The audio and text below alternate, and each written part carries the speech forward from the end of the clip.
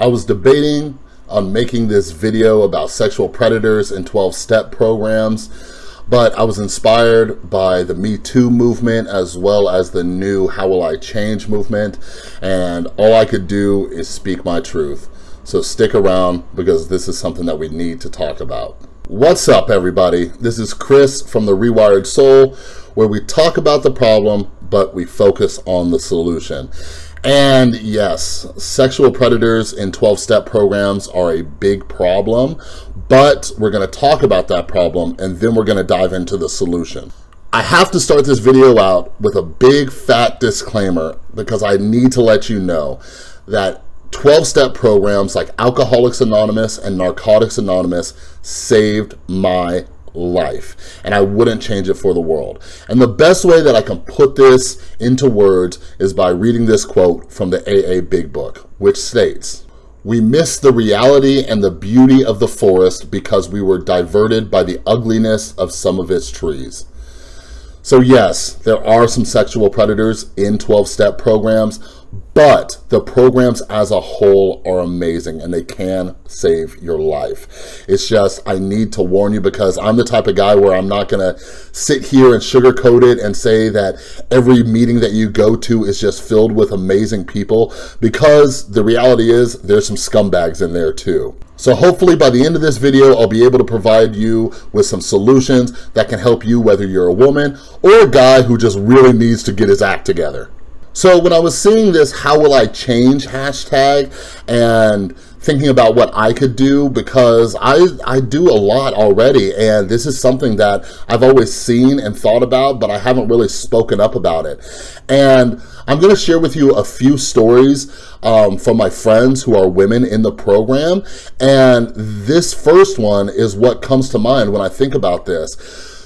So one of my friends who I actually used to party with, and she saw me at my worst, she ended up getting 3 DUIs here in Las Vegas, which resulted in her going to jail for, I believe, about 6 months.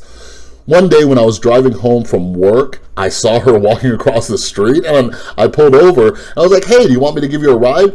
And she told me she was on her way to a local club we have here in Las Vegas. Not that kind of club, an AA club. And this place, it's huge. They have 3 or 4 meeting rooms. It's a hangout spot. They got a coffee bar. They got like pool tables and video games. And like people just go there and hang out. So I was like, cool, I could use a meeting. Like, I'll give you a ride and I'll hang out for the meeting. And we get there, and as soon as we go outside, hanging out and having a smoke, all these guys, one by one, just keep coming up to her and just saying like, "Oh, you're new here? Oh, hey, my name's so-and-so. This is my name. Here's my number. If you ever need help in your early recovery, please get a hold of me." And I'm sitting there and I'm like, are you kidding me right now? Now, I want to make it clear, people are very friendly when you first come into the program, but it was very clear that they were preying on her because she was a brand new, vulnerable woman coming into the program. How do I know this? Because not one of these men said hi to me, and this is a meeting that I never go to. So I was not a familiar face. For all they knew, I could have been my first day clean, and they would have had no idea because they focused all their attention on her. And this is such a scummy thing to do, preying on women who are just getting sober in their most vulnerable state. And speaking of a vulnerable state, I have to share this next story. One of my now friends moved out to Las Vegas in order to get clean and sober. And when she got here, there was some mix-up with the sober living she was moving into. And thank God for the women in the program who helped her out during this time. But this young woman had lost connections with her family. They didn't want anything to do with her or anything like that. So when she first got here to Las Vegas, she went into a meeting and she shared in that meeting just a complete wreck about how she doesn't have any family, she doesn't have anything, and she's basically homeless. After that meeting, a man walked up to her and he said, "A girl as pretty as you should never have to be homeless." Like, are you kidding me right now? It those of you who are in the program and have ever been to a meeting, you know how hard it is to even open up and get vulnerable and share in front of people. And this guy found that that was the right opportunity for him to go over there and hit on her. And while she's in this completely vulnerable state, like, this is the kind of stuff that just enrages me. Lastly, I have to share this story with you as well. And it actually happens to be with the same young woman who was just in the last scenario I shared about. We always say don't date in early recovery, and the list of reasons why is endless. And I will make videos more about that for both men and women.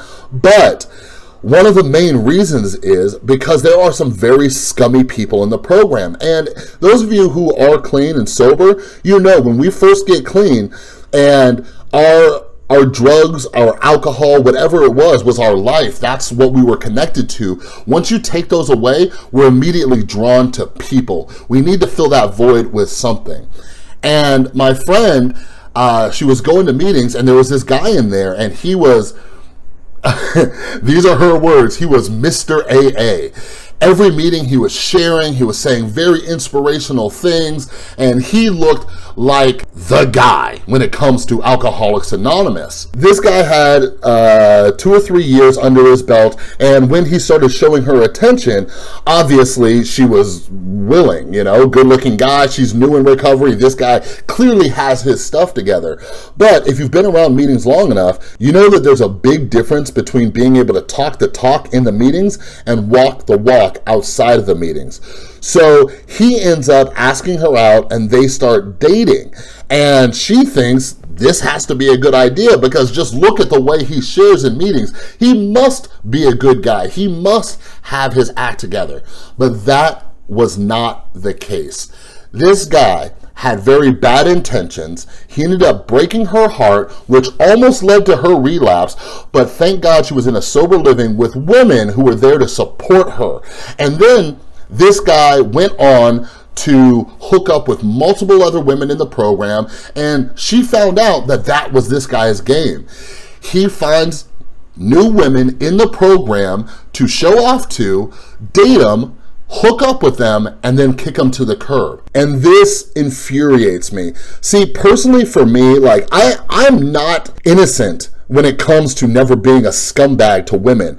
But when I got sober, I raised the bar for myself. Some people, they say, okay, just getting clean, that's where I'm setting my bar. But as I started working this program, I realized that I was a dirtbag in all aspects of my life. And I didn't want to have to hurt women anymore, let alone my family, my son, my friends, and all these other people. But there are so many people in the program where their bar is at the bare minimum of just getting clean, and they still use, abuse, manipulate women, take advantage of them. And this brings me back to the next quote from the AA Big Book. Selfishness, self-centeredness, that we think is the root of our troubles.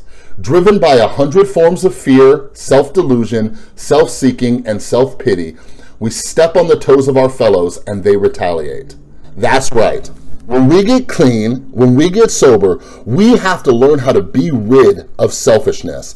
And I don't know about you, but I literally cannot think of anything more selfish than putting your own libido ahead of the priority of somebody else's sobriety. That is probably the most selfish thing that one of us can do to another human being in the program. Some of you know exactly what I'm talking about. If you've been around the program long enough, how many people have you seen relapse because of a relationship? Any respectable man in the program would know how vulnerable women in the program are when they first get there. This is completely different than the outside world. Like, men try to justify this by saying, she liked me, she wanted to date me, it was consensual. And I absolutely hate to use this analogy, but to me, it's as disgusting as being a pedophile. Even if a young person consented to these acts, they are not mentally developed enough to make these types of conscious decisions. So using that as some type of scapegoat for your own terrible, malicious behavior is absolutely disgusting to me. People coming into this program are completely broken, and they are reaching for anything to clutch onto. And let me lay it out for you real simple. You are not what they need to cling on to. They need to work on their own self-esteem, their own self-worth, their own self-love. These are the things that should be their priority. And if you gave a damn about their recovery, if you were properly working this program, you would let them heal before you tried any type of a relationship with these women just getting clean in the program. But now it's time to talk about the solutions. So first, this message is for you. If you are a man who falls into any of the categories that I just talked about, you need to get better. Quit being a scumbag, because you are being a garbage human being and you are being a disgrace to these 12-step programs that are meant to save people's lives. So cut it out. With the fact that there are billions of people on this planet and you narrow your vision down to the newcomer is repulsive. And I have to apologize because in my other video that I'm going to link up here in the info card where I was giving tips about dating and recovery, I made a joke about this, about not dating newcomers, but this is a real actual issue. Don't do it. Okay? People are hanging on by a thread when they first get clean, and it is extremely selfish of you to put that at jeopardy just because you think that they're cute. Remember this, we practice these principles in all our affairs. That means even when it comes to our relationships and our own need to be in relationships. Scratch that, not need, but want. This second solution is pointed at you, ladies. Stick with the women. I hate to say this, I hate having to warn women about scummy guys out there. I hate having to do that. But this is one of the reasons why we say women stick with the women and men stick with the men. Because there are just far too many people out there who are not working this program properly and they are being sexual predators. So women, stick with the women. Find that female support group. Learn to love yourself. You don't need any guy in early recovery to help you with your sobriety. You can heal and you can get better, and you have women to fall back on. Go to women's meetings. A common excuse that I hear all the time from women in early recovery is, but I don't like women. I get along with men better. I get it. I'm the same way. I get along with women better than men. But I need to tell you this right now. Get over it. You gotta get over it. Because I cannot tell you how many women I've met who in early recovery said, I don't get along with women. And now that they have a year, 2 years, multiple years of sobriety, all they can talk about is how they found women who they could rely on in recovery. And now they stick with their women. So just remember that. You gotta give it a chance. Not only just to avoid potential sexual predators in the program, but to learn how to feel empowered as a woman. And I know as a man, I'm not a great person to talk about this, but I'm letting you know what I've seen from my experience dealing with women who are in recovery. So just remember, we are a program that is meant to save lives, and we need to start talking about these people who are making the program as a whole look terrible, because people are not coming in because of matters like this, and it has to change. Here's the question of the day. What is your MeToo story about sexual predators in 12-step programs? Leave them in the comments below, because the more you share, the more we can open up a dialogue about this and potentially find even more solutions. Again, for you men out there, be better.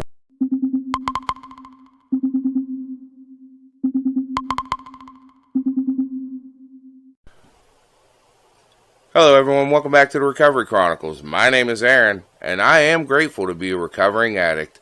In this video, we're going to cover 13th stepping and my opinion of court-ordered 12-step program attendance. Stay tuned. Wherever love goes, there is also misery. It's no mystery. And you and I, we got history, yeah. So to kick this video off, I want to go ahead and show you a video that I personally found on YouTube when I searched for the topic of 13th stepping.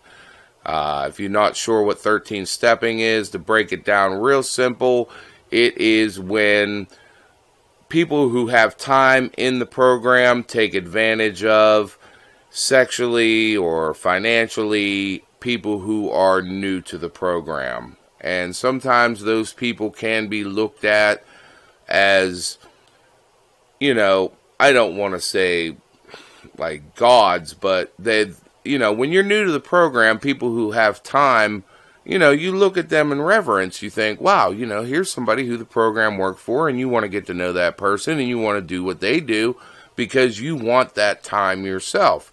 So 13th stepping is when those people who have the time take advantage of newcomers. Now, this is usually between old-timer male and a newcomer female, but it does happen the other way around. Men are not, excluded from this at all.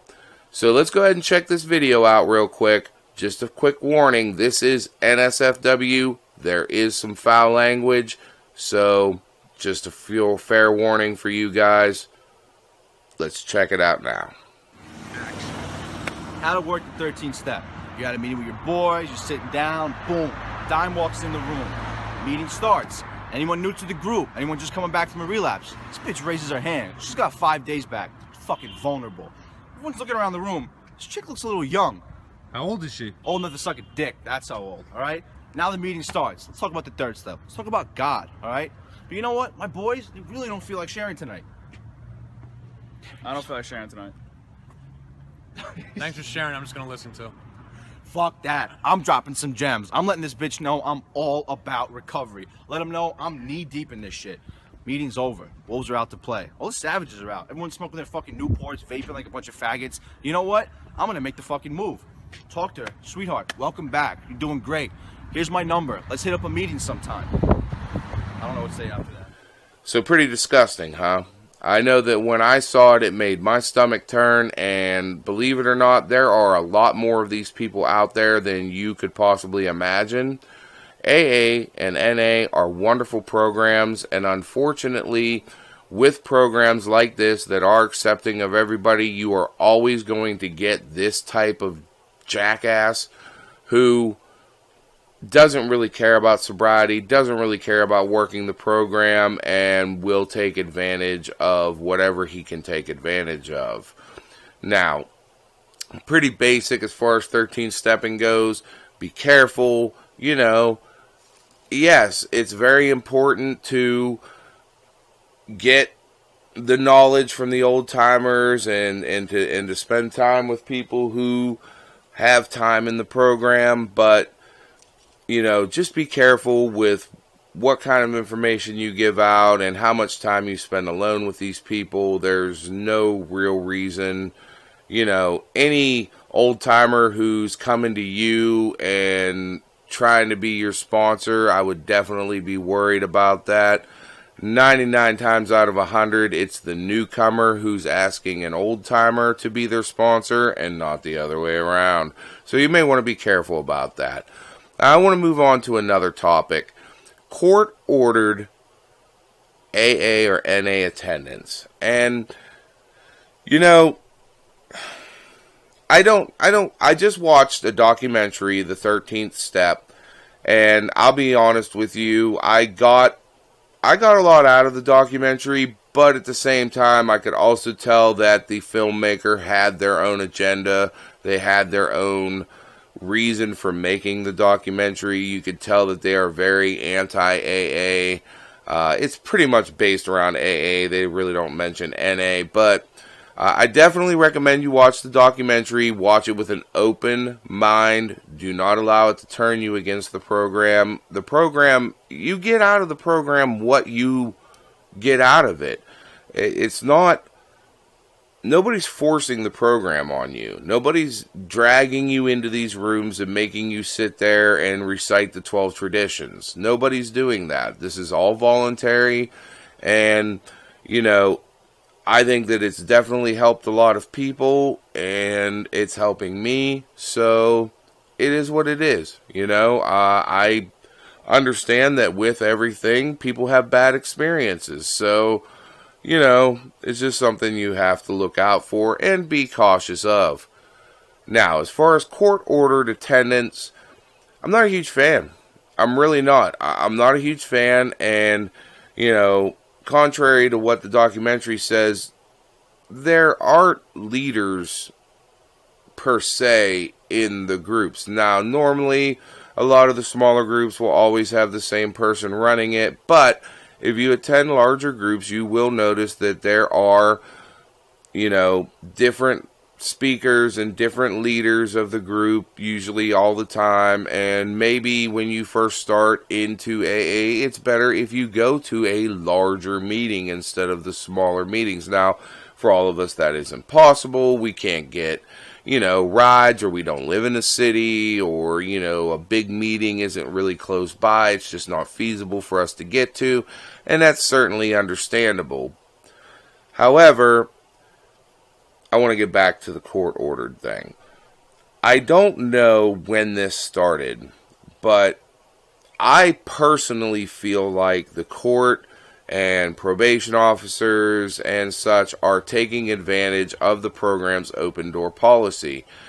They did not approach the programs themselves and say, hey, would you mind if we send our clients, that's what we're calling them now, I guess, instead of criminals, wouldn't want to offend anybody, but they never asked. So it's not like they came to AA or NA and said, hey, we'd like to partner with you, number one. Number two, my feeling is that it is kind of breaking anonymity, because they bring these papers that have to be signed. Somebody has to sign that paper. Now, a lot of meetings, what they've done is they've just come up with a stamp with the name of the AA meeting and the date and all that stuff with no, or somebody will sign it, Bob. That's it. Unfortunately, a lot of courts won't take that. They say, oh, well, it just says Bob here. How do I know Bob's a real person? Well, what right do you have to force somebody else to break their anonymity that they're in the program? I mean, it's not right. You're forcing this person to go to a meeting, and then you expect the people at the meeting to break anonymity just so you can feel, I don't know, like vindicated or whatever that somebody actually went. Vindicated is probably the wrong word, but you know what I mean. Reassured. You feel reassured that somebody actually went to the program. It's ridiculous. And, again, they are not just sending addicts and alcoholics to these meetings. They're sending violent offenders, they're sending sex offenders, and sometimes you show up to a meeting, you don't know who you're sitting next to. You could be sitting next to Cindy Lou Who, the, 10-year clean addict who's got a good life and is a real pleasant person, or you could be sitting next to Bob the serial raper.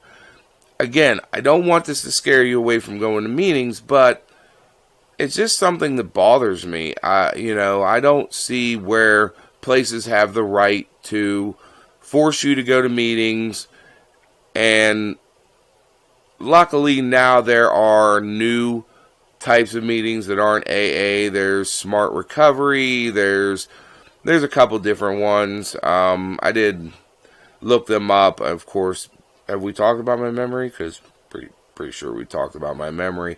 But there are different types of meetings out there you can go to, and the courts are accepting these meetings as the court-ordered meetings. So that's a good thing.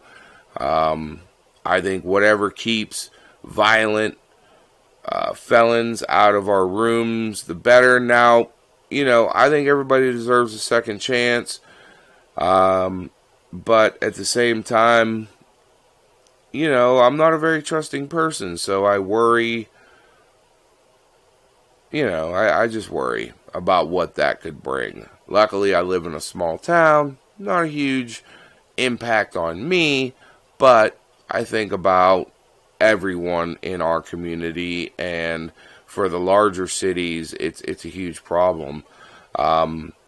If you want to do a little research on your own, look up a woman named Carla Brada Mendez. Now, she attended some meetings and met a man named Eric Allen Earl. And without knowing Eric, he had a background that was just terrible. Anyways, he 13th stepped her, and long story short, he is now serving 26 years to life in prison for her murder. And, you know, I would think that without court-ordered attendance at 12-step meetings, that Carla would still be alive. Maybe not, but, I mean, you know, you never know. Anyways, guys, I want to thank you for tuning in.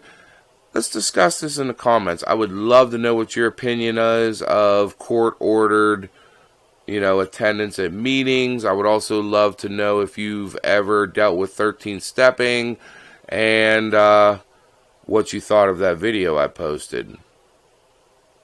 Crazy, huh? My name's Aaron for the Recovery Chronicles, reminding you to keep coming back. It works if you work it, so work it, you're worth it. Until next time, I'm out.